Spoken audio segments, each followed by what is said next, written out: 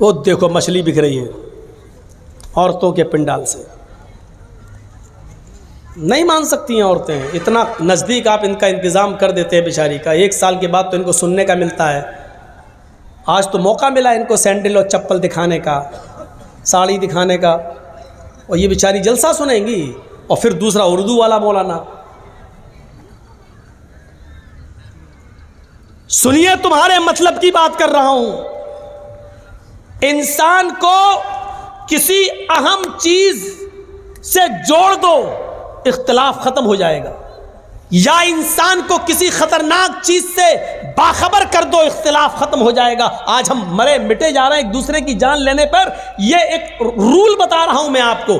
मसलन किसी सड़क पर कुछ लोग गुत्थम गुत्था कर रहे हैं, लड़ रहे हैं, मारा पीटी, चप्पल अप्पल उठा रहे हैं, और अचानक उनके पास कोई आदमी चला जाए और कहने लगे कि साहब ये मेरे पास 100 गोलियां हैं, 100 कंचे, कंचे समझते हैं ना, 100 गोलियां हैं, 100 कंचे हैं।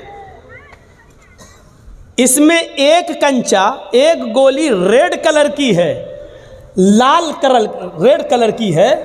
मैं इन 100 गोलियों को हवा में उछाल कर फेंक रहा हूं, लेकिन लाल रंग की गोली पर 1 लाख रुपया मैंने इनाम रखा है। यानी जिसको लाल रंग की गोली मिलेगी वो 1 लाख रुपए हक का हकदार होगा, उसको मैं 1 लाख रुपए दूंगा। और ये कहकर आप उस गोलियों को आप उछाल दीजिए हवा में, और जैसे आप उछालेंगे, यहाँ जो झगड़ा कर रहे थे, गुत्थम गुत्ता हो रही थी, मारधाड़ हो रही थी, वो सब मारधाड़ भूल जाएंगे। ये भी भूल जाएंगे कि किस बात पे हो रही थी। सब एकदम उस गोली, और सबकी नजर उस लाल रंग की गोली पर होगी, जबकि गोलियां और भी हैं वहां पर, लेकिन दूसरे रंग की गोलियों को कोई नहीं उठाएगा, सिर्फ लाल रंग की गोली पर टूट पड़ेंगे। क्योंकि मकसद क्या है, इस पर इनाम है। इस गोली को उठाएंगे तो 1 लाख रुपया मिलेगा। दुनिया में बहुत से जंजालों में हम फंसे हुए हैं। हमारी नजर अगर जन्नत पर लग जाए कि हमें ये काम करेंगे तो जन्नत मिलेगी, अगर उसको जन्नत से जोड़ दिया जाए, जन्नत की नियामतों से, तो इंसान दुनिया में सारी बातें भूलकर, सारे झगड़े खत्म करके उस जन्नत को पाने की फिक्र करने लगेगा। जैसे एक गोली को पाने के लिए वो सारी गोलियां छोड़ देगा, उसी तरीके से जन्नत को पाने के लिए इंसान दुनिया की सारी मोहब्बत को कुर्बान कर देगा, लेकिन जन्नत को पाएगा। मेरे भाइयों, लेकिन उस जन्नत का नक्शा अच्छी तरीके से बताने वाला कोई हो, समझाने वाला कोई हो, माइंड में उतारने वाला कोई हो। आज क्या वजह है कि 100 गोलियां फेंकी जाती हैं और लाल रंग की गोली पर हमारी नजर होती है, और गोलियां हम नहीं उठाते हैं?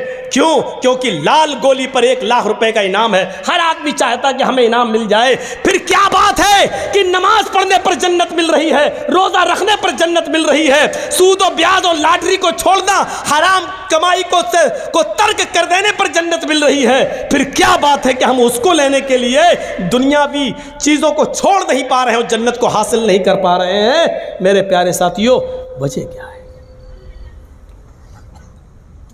वजह क्या है? अभी ये लोग गुत्थम गुत्था कर रहे हैं। अब दूसरी मिसाल से समझने की कोशिश करो।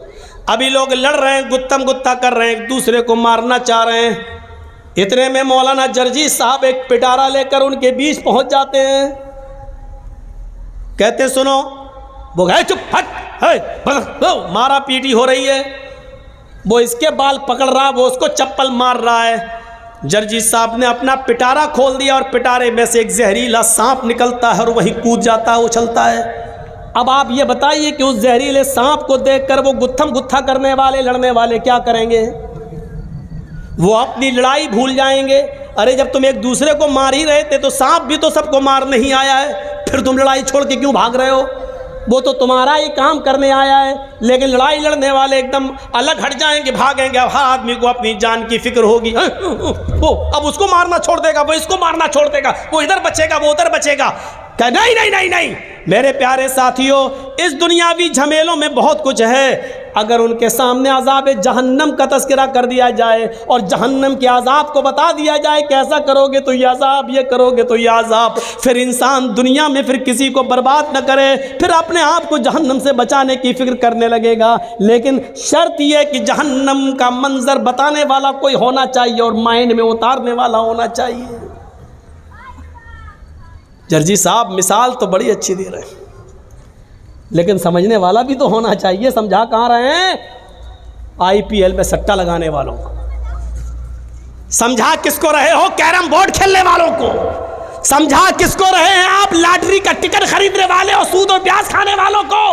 मेरे भाइयों, नहीं असर पड़ता है। जिस तरह बारिश हो और किसी पहाड़ी के ऊपर बारिश हो और पहाड़ चिकना हो तो पानी बह जाता है, पहाड़ अपने अंदर जज्ब नहीं करता। आज वो चिकने पहाड़ हो चुके हैं। हम तकरीर कर रहे हैं, लेकिन यहाँ से निकलेंगे हमारी हालत वही होगी।